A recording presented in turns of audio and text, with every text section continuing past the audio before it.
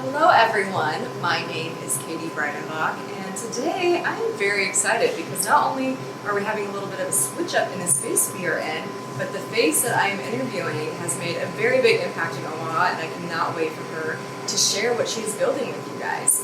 So Rachel Jacobson, thank you so much for coming. Hi Katie, thanks for having me. I really appreciate it. Of course. Rachel, you have been in the Omaha scene for a while now. Yeah. And right now you are building something completely brand new. Yes. And you built a lot of things to get to this point. I'm kind of a builder. Yeah. I like that word. Yeah, I do too.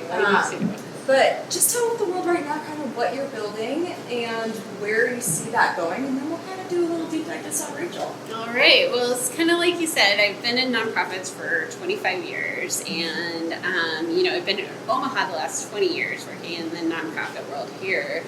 And the main thing that I've seen that nonprofits struggle with is that money and mission and programs live in different brains, they live in different planning sessions, and nonprofits, like people say you need to run a nonprofit like a business. Nonprofits are businesses.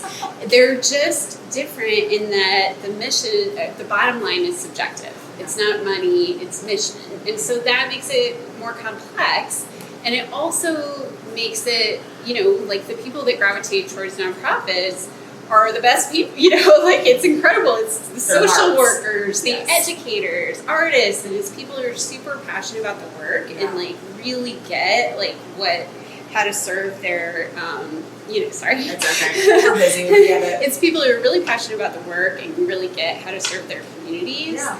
But a lot of the time they're not people who want to deal with money at all. Numbers, money, spreadsheets, none of it, And so what ends up happening is that there's kind of this disconnect between the mission and the programs and how those are executed and, the financial business structure essentially. And so I really saw AI as an opportunity to build something that would be more subjective, more strategic, and support nonprofits to be able to get their board and staff aligned to accomplish their goals in a way that makes sense financially and pragmatically. Yeah. And not even just that, but in a way where it's easy to digest and yet enjoyable. Yes. I just saw I obviously she spoke at 1 Million Cups earlier and just dug deep into Pedal because I had not heard of it yet. Their website, I was right away, who you are, who are the people you serve, and how can you help them? That's at the end of the day what everyone needs to know. Yeah. And especially nonprofits. I volunteer with me being in interior design. It's called Special Spaces, and I think a lot of people don't understand what the special spaces we help room makeovers for kids that have cancer. Yeah. And they just think we're going in and redesigning a room, and I'm like, you have no idea the steps and how much money and how much time and energy and work behind all of this, even before the day even comes. Oh my gosh, so much. And so the last thing you're thinking of is numbers and right. money, and you don't want to. I'm an entrepreneur. That's the last thing I want to do is the debt finances at the end of the month. Yeah. Taxes, the same thing. Ideas. Yeah. And it can be so much. And so I think because your perspective, you came from the nonprofit world. Yeah. And so you firsthand know what it can be in order to succeed and maybe to fail too. Yeah. And so, go ahead. Sorry, no. Oh, I was going to say, and so what has been the number one thing that made you decide, I need to build this platform because of it was this role or this space or this job that I had in the past? Honestly, it's been everything. So should I tell a little bit about my background? All of it, whatever you want. So I had an idea when I was a senior in college that I wanted to start a nonprofit movie theater in Omaha because I was obsessed with international films and classics and all this stuff, independent films that don't have big marketing budgets and that don't make much money and that you don't see on the big screen. And I really thought that film, at the time there was no really nonprofit cinemas. Yeah. It was more just the commercial theaters. And so it was a pretty new idea. We were one of the first in the country actually. But I had no work experience, so I moved out to New York City, and I knew I needed to work in nonprofits, and I kind of wrote the structure of the business plan in a class at NYU, so I had like the mission in mind and the structure in mind, and I think that's really what benefited me in like being able to learn and build something that was foundationally sound, you know? So I spent 5 years living and working in New York, and at first I worked for Miramax under Harvey Bob. That was terrible, but and then I like yeah, exactly. And then I worked for a theater in the West Village, and I worked for WNYC, which is the biggest public radio station in the country, and they do amazing work, and I really learned like best practices. So that was my point of view from as a staff member. Yeah. Then my friends who run Saddle Creek Records were kind of blowing up, and they were crashing on my couch, and you would have 60 Omaha kids in a bar in the East Village after a cursive show or whatever. And so this is in New York. In New York, cool, and so because they were playing big shows and stuff, and so so that's when I met the head of Saddle Creek, Rob Mansell. Mm-hmm. He was like, "We're looking for space for our concert venue.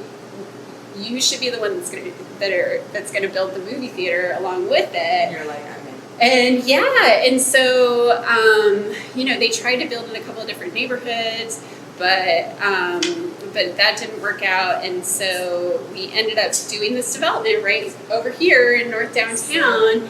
And we had Slowdown, we had Film Streams, we had Urban Outfitters and American Apparel.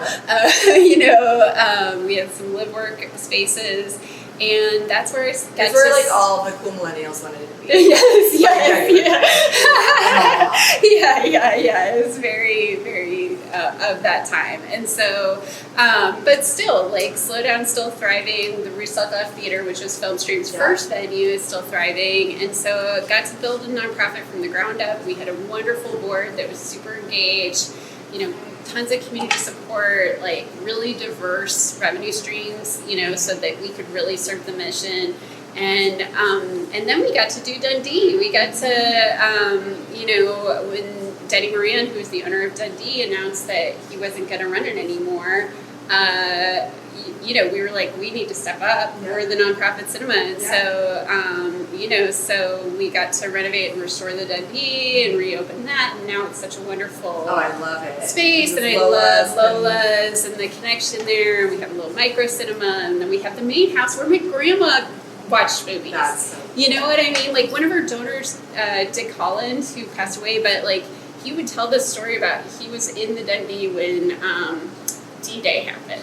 Oh my gosh. And yes, and so they like announced it. The history like just think about like everything that's happened in this 100-year-old place where so many people have had these incredible experiences. Anyway, I can talk about Film Streams forever because that's like my biggest it's your heart. It's my heart. It's my life. It's like what I did. But in 2020, like I knew I couldn't run it forever because that's not good for a nonprofit, and so.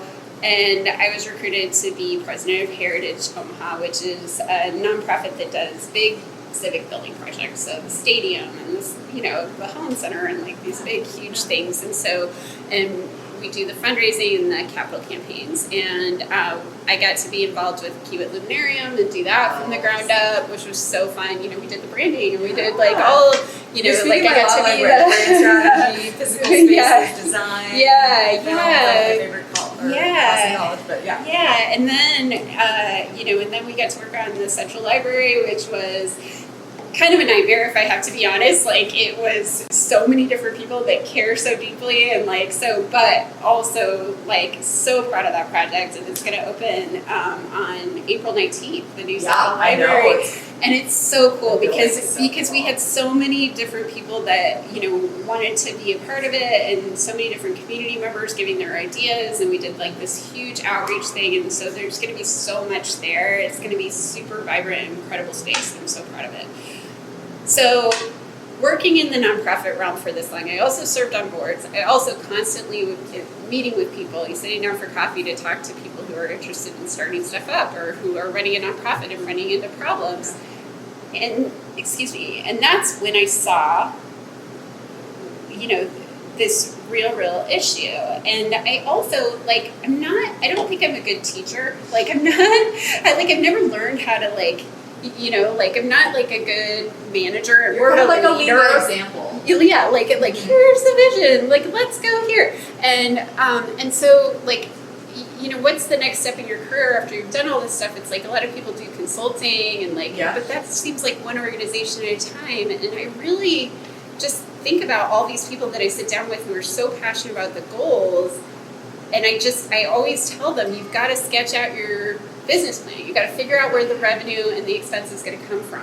When you think about what programs you're doing, you've got to also be able to articulate how much it's going to cost and how you're going to pay for it. I'm learning that right now as we speak. And it should be integrated. It shouldn't be separate, you know? And so this was really a way to serve, you know, like hopefully it blows up. I mean, we're just in building right now. And so we've got the software built out, and we are right now testing with different nonprofit budgets and seeing how it manifests, and partnering with a handful of nonprofits, and we'll be rolling that out more. And hopefully by summer we'll be ready to launch it and make it available to everyone. I'm so excited. Yeah. Because how long has like the preparing phase before this building phase that you're in, and like actually being able to like pilot these?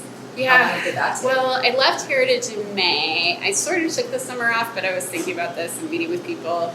And then in September, we got our C Corp filed, and in the fall, we kind of I got John Henry and Ben involved, and we raised money for pre-seed, and then we really started building in earnest like after the new year in January. So I mean, it's pretty robust for an MVP. I mean, like now you can build so quickly. Like I feel like I'm super lucked out on timing with film streams, right? Yeah. Like we opened in 2007. That's right before the crash of 2008. Oh my gosh, yeah, divine timing is a real thing. It really is, yeah. and like there is a real thing that like when a path opens up and you see the opportunity, you should just like walk down it, just one step at a time, yeah. That's why I'm here right now. Yeah, and that's how I feel about this, and it's like, it's the golden age of the non-technical founder, I feel like right now, because, like I've been able to, I still need technical guys to build this stuff out, but I can go into Lovable and just talk to them and be like, this is what it should do, and then I can say,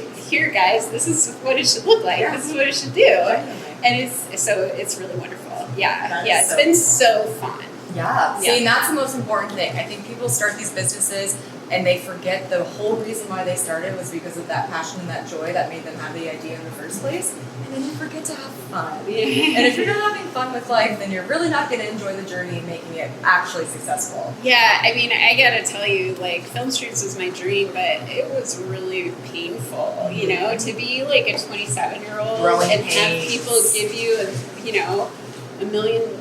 We raised $1.7 million, and we opened when I was 29 and moved home when I was 27, and so it's like, I mean, I was terrified every day, and it felt awful. Like fight or flight every day, being chased by a bear, but I got this. Exactly. Yep, I've been in a role just like horrifying, that. And but wonderful. But my dream and everything that I want to do, and working with great people, and I should have joy with it.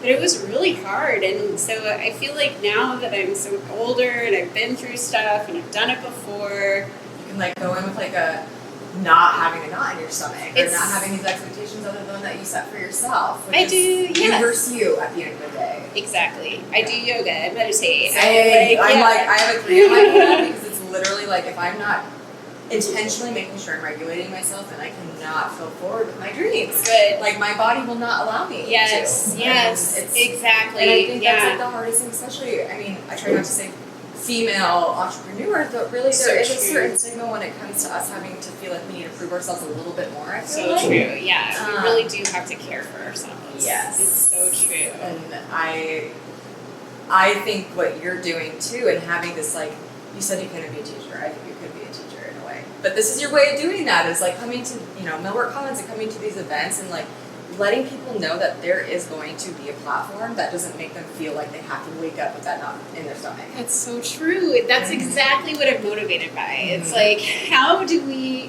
I make sure that fewer board members, fewer, executive directors are losing sleep, or they're losing fewer nights of sleep just because they have that clarity. They're not in survival. Exactly, and I feel like it's when the communication breaks down, when people don't understand each other. Nonprofit boards are people with really diverse backgrounds, right? You have people coming from the corporate world who expect it to be bottom line driven. You have people, who don't have any background like that, and they're just passionate about the mission. Or you have, so just getting that clarity and that direction. Every good ED has that down, and so having a place to go where your board can ask the questions instead of having to raise their hand in a meeting, which most people don't even do. Yeah. And so it really is about meeting everyone where they are, and making it. It's like what everyone wants. They just don't know how to actually verbalize that. Right. Yeah. And I think too, especially a lot of nonprofits evolve and things change. Yes. And then when things change, it's like you feel like you have to start back from square one. But this makes it seem like you can actually just use what you have and figure out how to pivot. Yeah, let's be intentional. Let's figure out why. Let's remember the why. Mm-hmm. If it's not the right why anymore, that's another thing we're going to actually do with it. Yeah. Another one of the features that we're going to have later is it's going to be a mission checkup. I saw that. It's what is your mission? Email, but you email the whole board and you say, okay, this is our annual mission checkup, rate our mission 1 to 5. Oh, that's and cool. and if everyone's 4s and 5s, we're good. If not, let's do let's go through this question and answer thing, because how many board members do you know that could not recite the organization's mission that they're a part of and don't know that all the different programs that they're doing? And so it's like something they just check off the list sometimes. I would always hear just I have another board meeting, I have another board, and it's but why'd you start this in the first place? Because your time is your most valuable asset. Yeah, well, and a lot of them really want to help, but again, a lot of them are volunteers, and so making it really easy for them, or all of them are volunteers, so making it really easy for them to be able to look at the financials, look at it the same way for different organizations, I think is massive. That's huge. Yeah.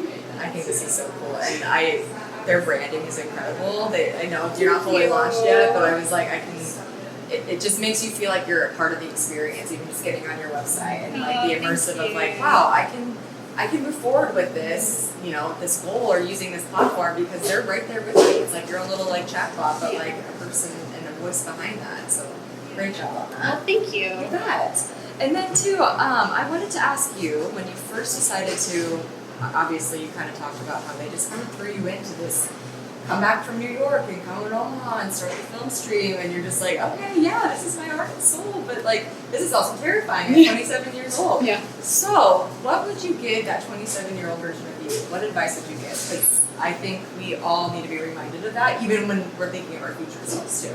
Oh my gosh,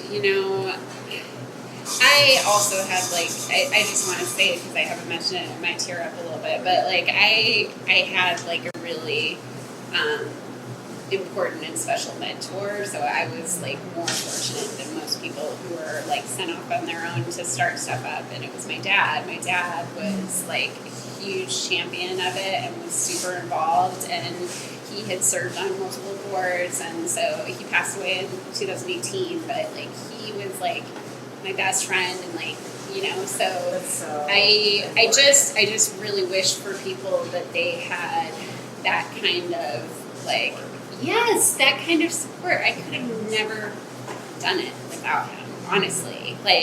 So it's and I don't know, and he was just, he let me do everything. It was my vision, but just having him behind me and having someone to call, it was incredible. So I guess I feel that's, I'm not sorry, I did not interrupt, but having a parental figure be that for you, I feel is not a normal thing. No, for sure not. It's just so beautiful, because especially when you're building something from the ground up, there's obviously people want to protect their child, and they want to protect the person that they love, and they don't want you to burn and crash and burn, but it's that position of you got this, and I'm here, and so you can continue to push them pursue your dreams is huge. Right, like So, I think he did that for all my siblings. Like he's almost like like we had a net, to catch us, and I know most people don't. And so I guess I would say, it's really hard. You have to take care of yourself first. Put one foot in front of the other. Like I was definitely so much harder on myself than anyone else. Your own worst critic. And so I would just say, like, try to talk to yourself the way that you would like. To your best friend. Yes, to your best friend, to your little sister, to someone that you care deeply about. That's such good. Honestly, you can't pour into others if you're not pouring into yourself. I learned that the hard way too. It's like it comes to the point where you're like, why at the end of the day do I not even feel what I'm like? I don't even feel like what I'm feeling right now because I've just been pouring my energy onto everyone else around me, trying to make everyone else happy. Yeah. It's like the empathy or people I don't know. It shows that we have a good heart and there's great, but we don't want to burn out in the process. Exactly. Exactly. And you don't have to do everything. Nope. Count on people to support you and delegate. Like learning how to delegate. Oh my gosh, asking for help. Oh my gosh, that is just a total game changer. That's what Phil's gonna figuring do. out what you need. Like when you get stuck, what do I need? Seek out that support. They say the bravest thing you can do is ask for help sometimes. Exactly. We're not taught how to, which is crazy. Well, none of us can do it all. At all. And then I think too, like you said with pedal when you're making that, instead of having to raise your hand, that's that's the solution to the problem that you're going to be helping all these people with. So I think that's incredible. Yeah, thank you. Hopefully it gives them more confidence to be able to lead and be able to make shared decisions. Confidence, clarity, creativeness, all the fun things, all the C's they say. Yeah, make it fun. Yeah. How could a nonprofit reach out to you that maybe would be interested in this study? We have a website, as you mentioned. Yes. Thank you for all the compliments. Pedaltogether.com is the website, and you can sign up there. And we're going to have beta testing. We're going to have, later we're going to have. Hopefully we'll have a little bit of a list as we roll stuff out because I think there's so many people interested in trying this out. Mm-hmm. So I know a few nonprofits well hopefully lots will. So Do you have anything else you would like to share before we? Oh my gosh, I don't think so. I really appreciate you making space for this and having me and thank you for being. Take up space, especially when you're building something that's going to make an impact and make people's lives better. And you've been building so many beautiful spaces, whether that be actual film stream or whether that be something digitally for people. I think more people need to know who you are and what you're doing. So, and they probably know a lot of people already know you. But. Well, thank you. I mean, I honestly just want to I really do believe the nonprofit sector can solve some of the world's most complex problems that we're facing right now. We're in such a transitional time for all of humanity, and so I just let's enable people to do good, do it better. I really enjoyed getting to know you. Yeah, you too, Katie. Thank you so much for having me. I appreciate it. Thank you so much, you guys, for listening. Again, my name is Katie Breidenbach. I also have my own podcast called Faces Behind the Spaces, where I love to have people take up space, just like we did today. And if you have a nonprofit, you know who to reach out to. Thank you. Bye. Thank you.